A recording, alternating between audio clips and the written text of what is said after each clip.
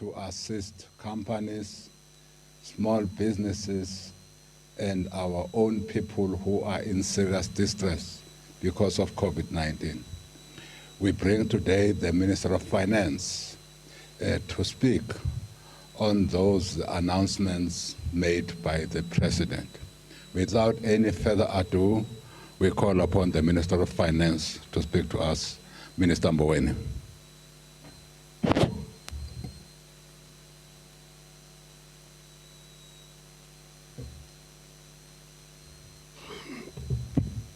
Thank you very much, Minister Tembu.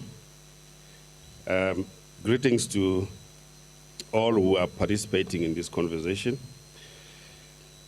We are a nation facing extraordinary times and enormous economic challenges.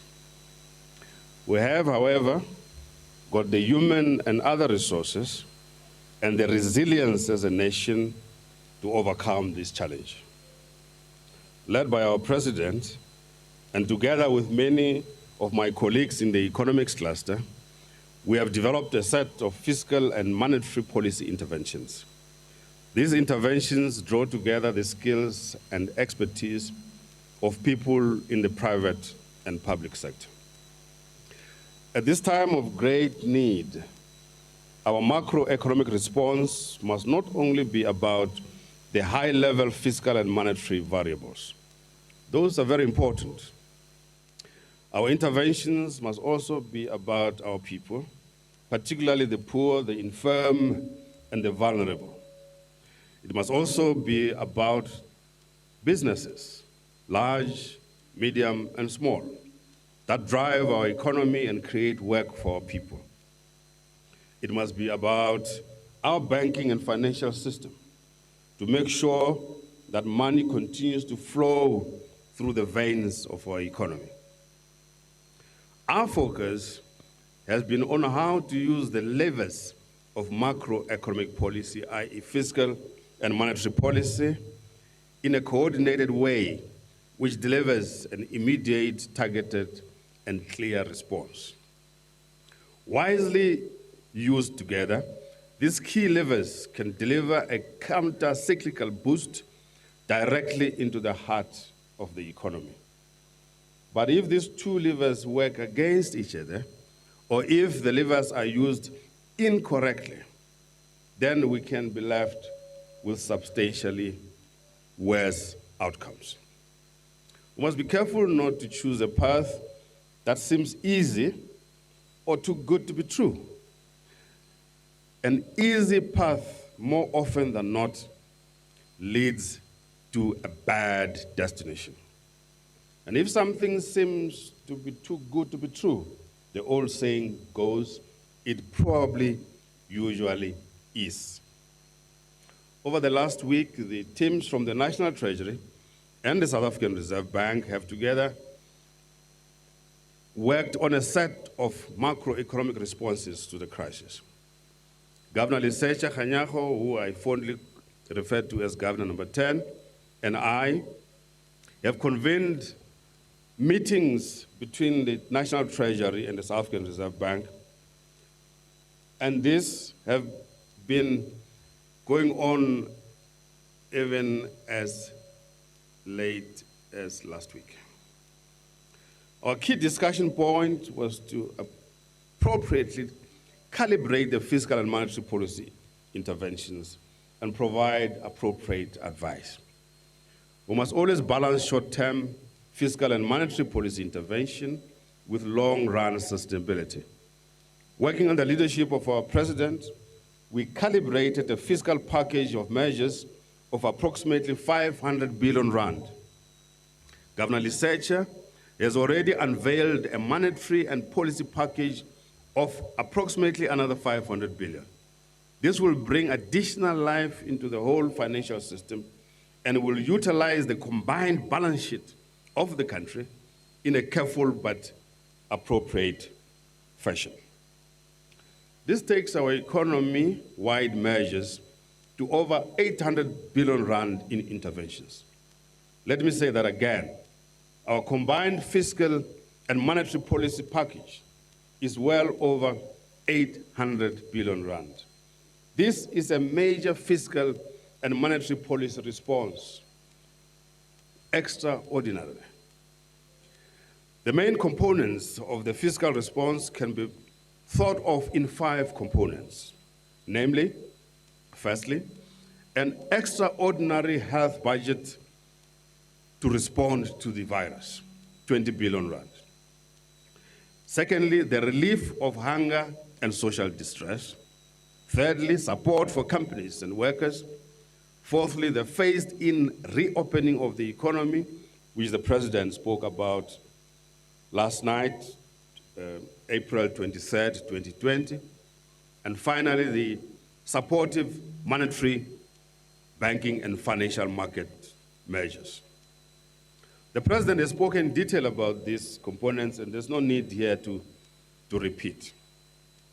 Let me give a short summary of our interventions. Under the first part of the package, we're setting aside an amount of 20 billion rand to be directed at addressing our efforts in dealing with the pandemic. Under the second part of the package, the government will substantially increase our social security interventions. We are directing 50 billion rand towards relieving the plight of those who are most desperately affected by the virus. The child support grant beneficiaries, that is the children, will receive an extra 300 rand in May. From June, we'll change the way the system works a little, which means from June to October, caregivers, typically mothers or grandparents, will receive an additional 500 rand each month. All other grants will be topped up by 250 rand per month for the next 6 months. We'll use our existing system to disburse these grants. In addition, a special COVID-19 social relief of distress grant of 350 rand a month for the next 6 months will be paid to individuals who are currently unemployed and do not receive any form of income or social grant or any UIF payment. This is the missing link that needs to be closed in the system. Our teams are working closely with the Department of Social Development, SASSA, and other teams from the Payments Association of South Africa, the Banking Association, and others to identify easier payment systems to be used in this regard. Time is of the essence, and discussions cannot go on forever. On the third part of the package, we have rolled out an extensive set of tax relief measures and support for workers. My other colleagues, in particular Minister Thulas Nxesi, will speak in detail on the support for workers from the UIF system. On the tax side, our proposals include, 1, an increase in the expanded employment tax incentive amount from 500 to 750 rand per employee. 2, a skills development levy holiday of 4 months from the 1st of May 2020. 3, fast-tracking VAT refunds. 4, deferring the payment of excise duty on alcoholic beverages and tobacco products. 5, a 3-month deferral for filing and first payment of carbon tax liabilities to 31st October 2020. 6, a postponement of some of the corporate tax proposals in this year's budget on interest expenses and assessed losses. 7, an increase in the deferment of employees' tax. 8, an increase in the turnover threshold for automatic deferrals. 9, we have been particularly pleased to see how quickly the nation has pulled together. A solidarity fund has been set up and has shown us a new way of doing things, quicker, faster, and reliable. Already, the Solidarity Fund has spent over 1 billion rand on the key protective equipment in the health system, but are also intervening in providing additional social relief. And I'm very pleased to say that there are a number of South African professionals who have donated their time to work with the Solidarity Fund. 10, and finally, we have expanded access to living annuity funds by allowing individuals to adjust the proportion they receive as annuity income instead of waiting up to 1 year until their next contract anniversary date. The combined effect of these revenue and expenditure measures have naturally changed the fiscal framework. That said, for the next couple of weeks, many of these measures can still be accommodated within the current framework. I will shortly be tabling a revised budget bill before Parliament to deal with all of these measures. We are in this together. As we know, South Africa is resilient, and we have the ability to get through tough times together. We are not the only ones who have been affected by the virus. Global economic growth is expected to be reduced quite substantially during 2020 and rebound in 2021. Our economy as well is going to follow a similar path.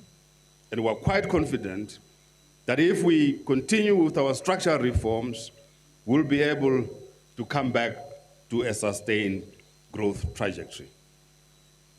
With these few words, Minister Mthembu, I would like to say that we remain ready and committed to do whatever it takes to get our country going forward, to support our firms and businesses, to support the old, the infirm, and those without any incomes, so that we can show solidarity amongst ourselves for the benefit of our people and our society. Thank you very much.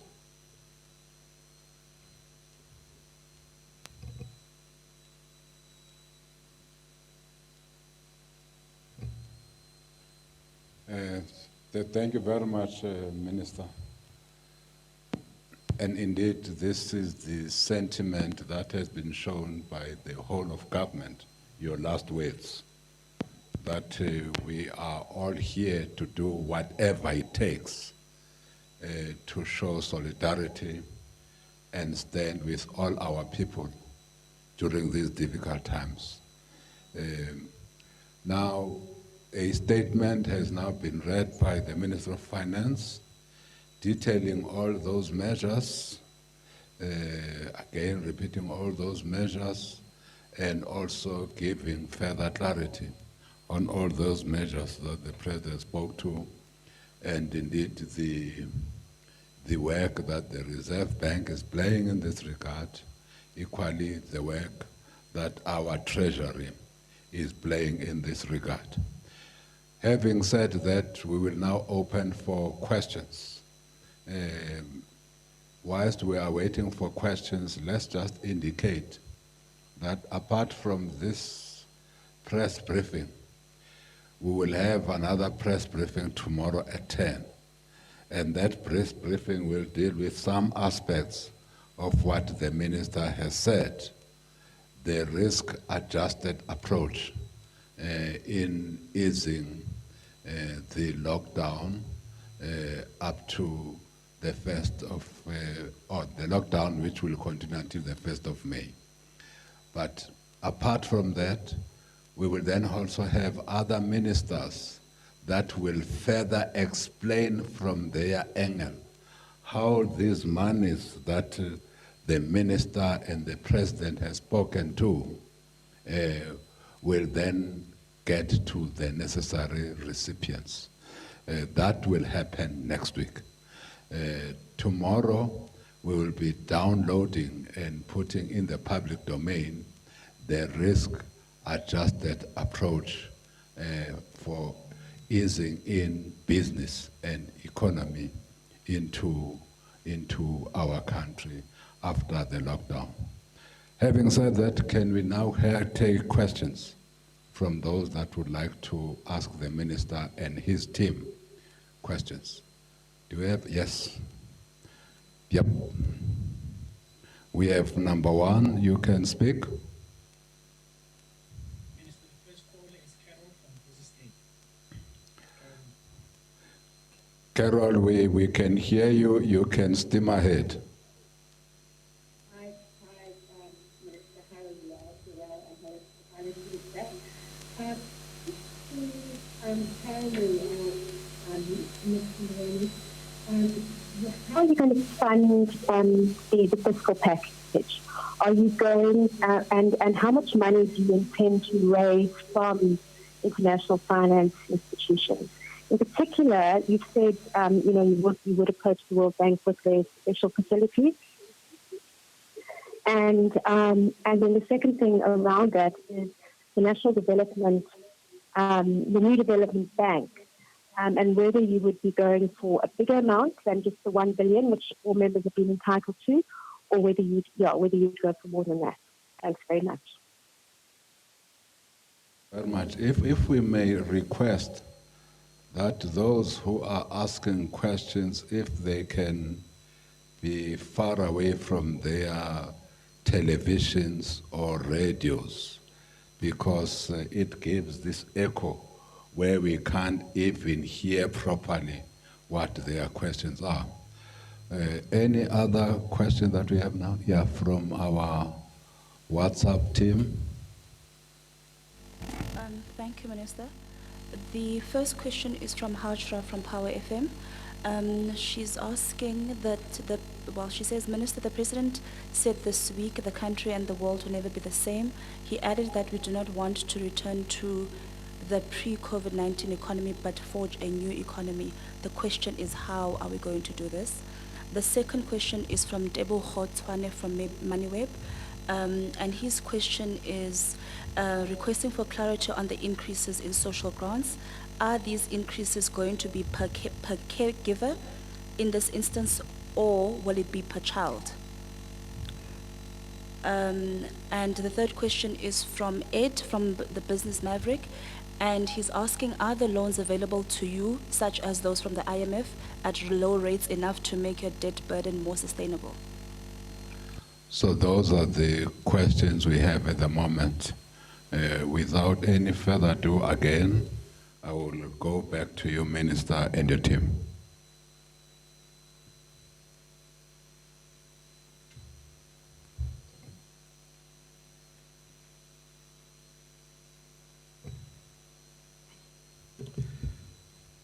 Thank you very much, Carol, Peyton, Business Day.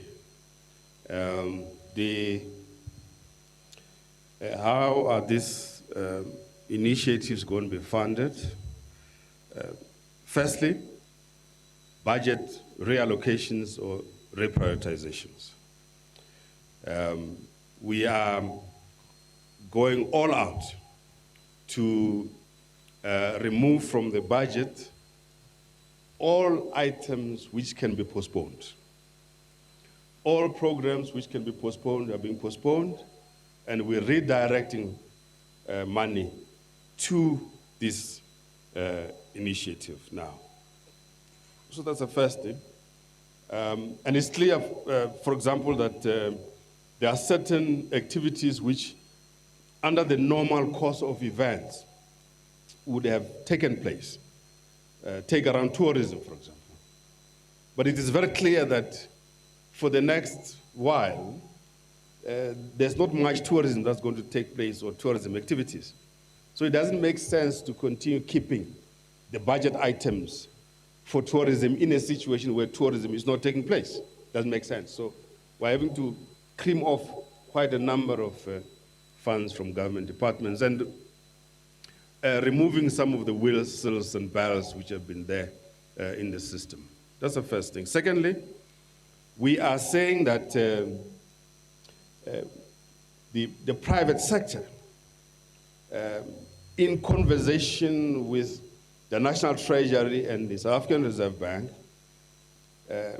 have come to the conclusion that we can unlock between 100 to 200 billion rand through the National Guarantee Scheme, National Credit Guarantee Scheme. Now that scheme will function in particular to favor those businesses which are 300 million rand or less in turnover.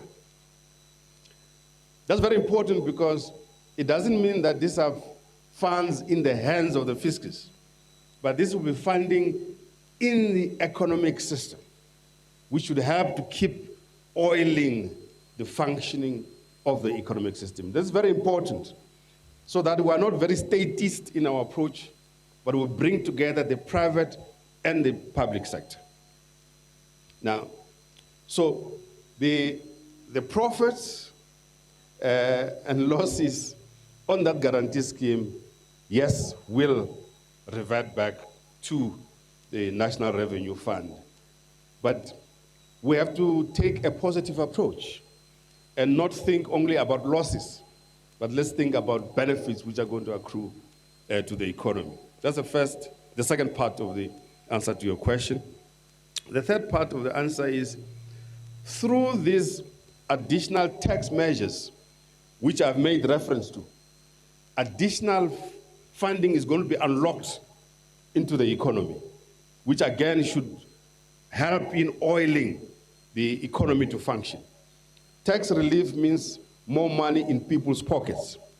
And when people have got more money in their pockets, they're able to spend, to buy the chickens from, Mboweni Brothers, to buy the green chili, And when they buy the green chili and the chickens from Mr. Mboweni, it means Mr. Mboweni is able as well to go and buy bread. That supports the bakery, and it gets the wheels of the economy moving. And we also said that there will be VAT refunds, which will be speeded up. Deferrals in tax measures also announced. In addition to that, Minister Mthembu, and this is very important, the banking sector has announced a set of measures which should support their clients in the banking system. For example, postponing some of the mortgage requirements, or even car repayments and so on. That's very important. Home loans and so on. Very important for people to understand. Not all of this is going to come from the fiscus, but it's in the economic system. So we need to think beyond just the role of the state alone, but the state in working with the private banks and the financial system to help funds to be available in the economy to keep moving. That's how the interrelatedness of these economic variables is important to drive the economy forward. So one should look at the package in its totality. The insurance companies and myself have also agreed that the insurance companies will also put in place a set of measures that will allow policyholders not to be disadvantaged by this situation. Meaning that post the crisis, no insurance company, for example, can say, you did not pay your premiums for the past 2 months, therefore your policy has lapsed. No, that policy is going to be picked up. Again, it's not just the government putting money as such, but the government in conversation with industry, putting a package of measures which will eventually assist the consumer in the South African market. Finally, the issue that seems to be coming top of the pops is whether you're going to approach the IMF, the World Bank, those horrible people in Washington who carry with them stones which they use to break people's bones if you don't pay back and so on. I think, to be honest, we're trying to make a mountain out of an anthill, really. Fact of the matter is that South Africa is a member of the IMF and the World Bank. We pay our subscriptions on a regular basis, and therefore we're entitled to approach those institutions if we so need. In this regard, the IMF and the World Bank have put facilities to support countries which are being affected by this coronavirus. And we too are entitled to approach the IMF and the World Bank for funding. And the IMF has indicated themselves that South Africa is entitled to apply for up to 4.2 billion US dollars in response to this crisis. Now, of course, DG Dondo is in conversation all the time with the IMF and the World Bank people. At the World Bank, it seems for now, we could negotiate for a facility of up to maybe between 55 and 60 million dollars. Very small, but we'll negotiate as much as we can in this regard. The critical thing about the IMF facility that we would approach them for is that it is specific to the crisis. This is not the usual budget support or policy intervention or technical assistance and conditionalities and things like that. And I think we need to just understand that, as the President says, we're in a war-like situation, and all people need to go to the front to deal with this situation. The New Development Bank, otherwise popularly known as the BRICS Bank, has set aside $1 billion US dollars, which we are entitled to apply for. And without doubt, I think DG Dondo will be following on from the request for, what is it called? Request for, yeah, is a request for funding that is put across to the New Development Bank, and we're following up on that without a doubt. It's also our bank. We are members of that institution. We pay our subscriptions, and therefore we're entitled to apply. The next issue is the President spoke about us forging a new economy, quite correctly. It is possible that after the lockdown has been lifted, a number of companies might be unable to rise from the ashes. Therefore, without a doubt, since nature knows no vacuum, other economic players will come into the picture. And you'll see new companies forged between the dying old and the emerging new, and so on. And one of the things which is uppermost in my mind every day is how can we take full advantage of this crisis to take those young people who are not in education, not in employment, not in training, and bring them into economic activity. So there are certain things that we used to do before which we have let go. Special employment programs, for example. Just the fencing of along the highways and the roads to avoid the donkeys and cattle crossing and killing people. That needs to be resuscitated. The fire breaks throughout the country to avoid felt fires going all over the place.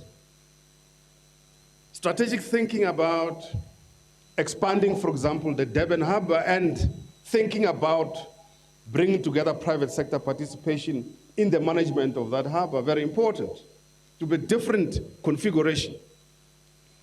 Minister Gordhan spoke about starting a new airline altogether from the ashes of South African Airways. So it's a new economy altogether. The possibility, and it's a real possibility, that we form a national agriculture board, which will, amongst others, identify all these underutilized farms around the country and allocate them to specific farmers who want to farm and direct and educate them on how to farm. Totally new situation.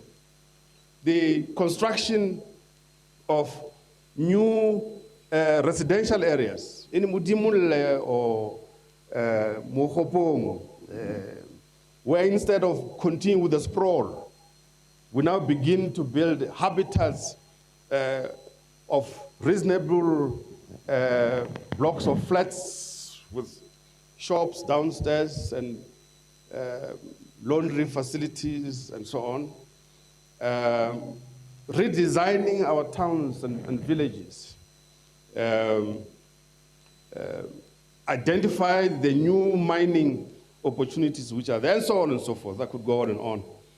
But one thing that's for certain, our manufacturing sector has to look very closely at the production of those commodities and goods which we had let go for many years and relying almost solely on China.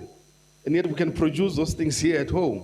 So you'll see the emergence of new manufacturing capacity. I could go on and on about this. That I think also answers the question of the loans and the debt burden. I think I've dealt with that. To avoid any confusion on the social grants and the children, I want to hand over the answer to this question, to Dr. Mampo Mudise.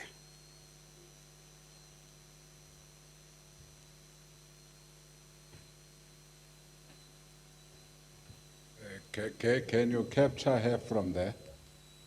Are you able to? If you can't, I will propose that you come here, Mampo, so that the country can hear you. Because you are speaking to the country. And they must also see your hairstyle.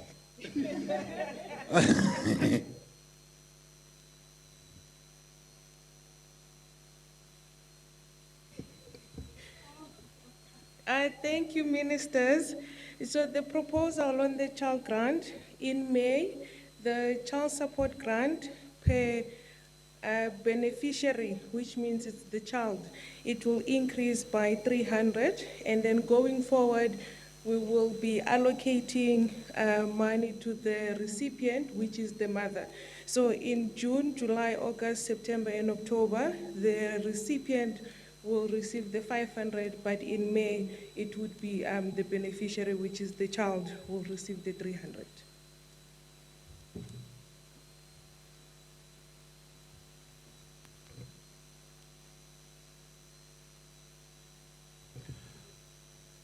Thank you very much. We will now look whether there are 4 online questions. Can we start with number one? Minister, the first caller is Tando from Mail and Guardian. Tando, please turn off the TV in the background or the radio, and then you can go through. Thank you very much. We will now go online. Can we start with number one? Minister, the first.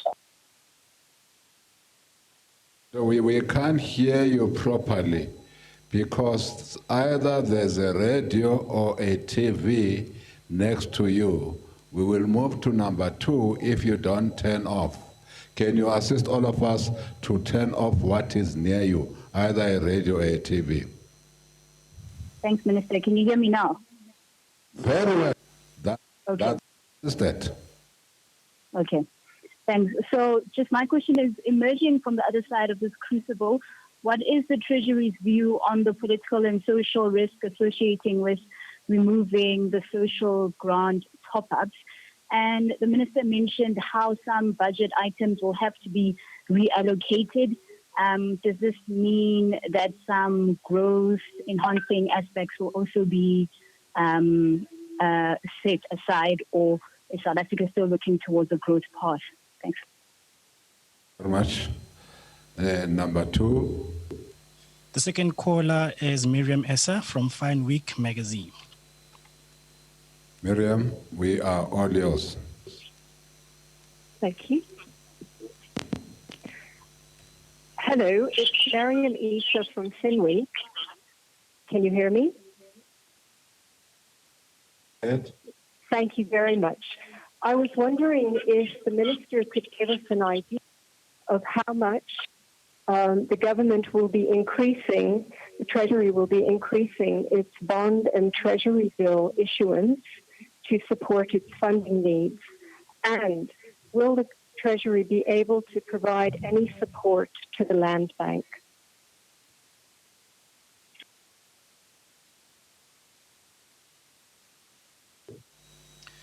The third caller is Warren from Business Day. Warren, we are all ears.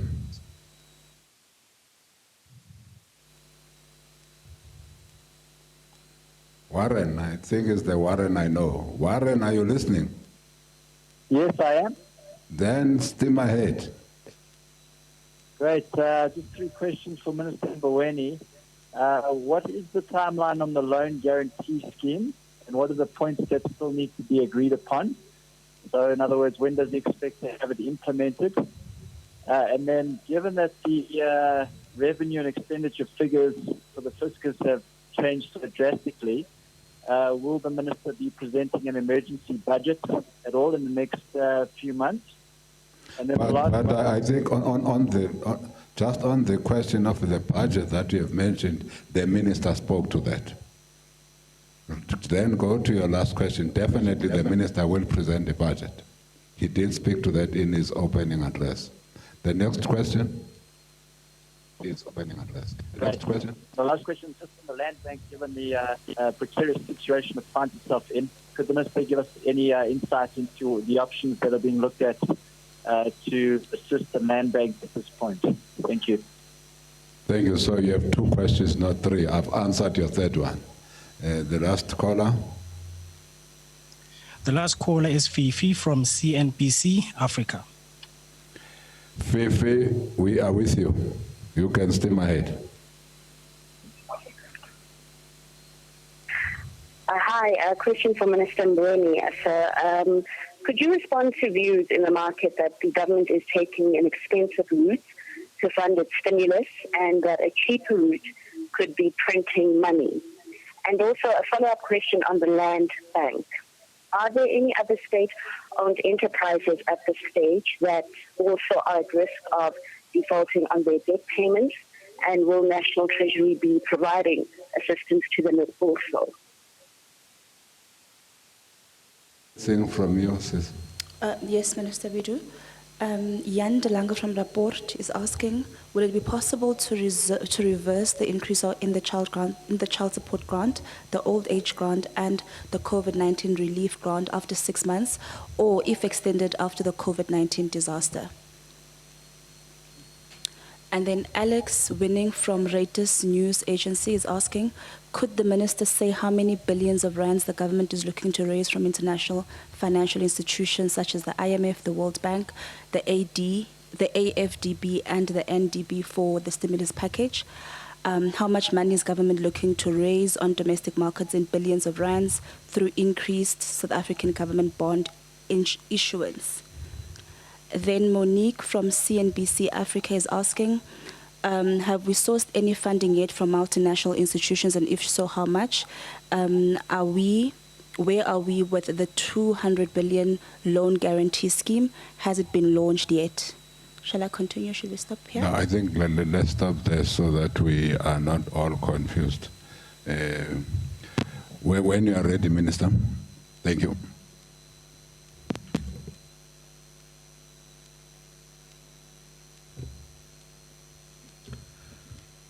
Thank you very much, Minister Chemu. I know that when I was a student at university, I would have a question ready for my lecturer the following day before the lecturer started speaking. Poor lecturer will explain the subject matter at length, at the end of which I will still ask the question which has been answered in the lecture, because I had put it in my head that I must ask this question. So the issue about sourcing international funding, I answered that. So I don't want to do I don't want you to do what I used to do to my lecturers. I've answered that question. By how much is the Treasury going to increase its weekly issuance of Treasury bills? It's a technical matter that the Treasury deals with on a weekly basis. So I'm not in a position to stand here and say it's going to be X amount every week. They have to do what they need to do technically based on the market conditions. As far as the loan guarantee scheme, my understanding is that this scheme is ready to be launched next week. And it will go for a foreseeable period ahead. So I think as soon as the lockdown is lifted in whichever way the president explained, and as the economy begins to move, we'll see that loan guarantee scheme being utilized by those businesses, as I said, which are less than 300 million rand turnover. The issue about the printing of money, let me just say, we are not in that business.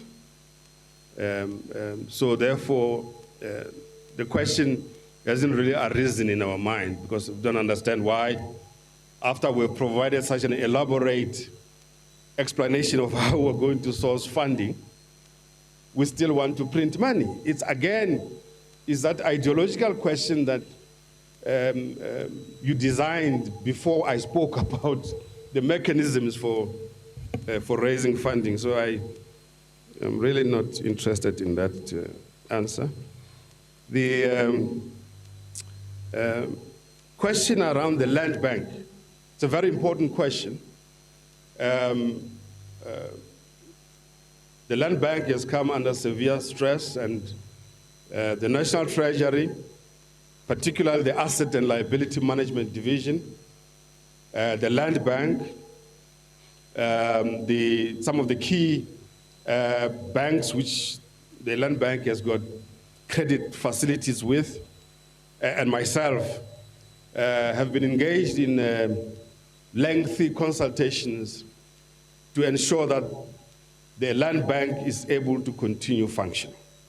Those conversations and negotiations are going on, but one thing is for certain, the World Bank has difficulties, is in trouble, and our responsibility is to do whatever we can again to support the land bank. Finally, there is the issue of, I knew this was going to come out by the Minister Tembu. I knew it, that somebody is going to say, you are providing this additional support in the social grant system during this difficult period. When October comes and you have to lift these additional measures, people are going to say something once given cannot be taken away. But that's not correct. We need to explain now, these are temporary measures, not permanent measures. And the media must not start now agitating people in the wrong direction. Because it's you in the media who are going to complicate our lives. Complica vida do povo. We don't want to complicate the lives of the people. We explain that this is a temporary measure, temporary relief to support people. In October, that will be lifted. Let's not agitate our people to do the wrong thing. And I'm quite certain that our people fully understand that and will work together with us in this situation. Finally,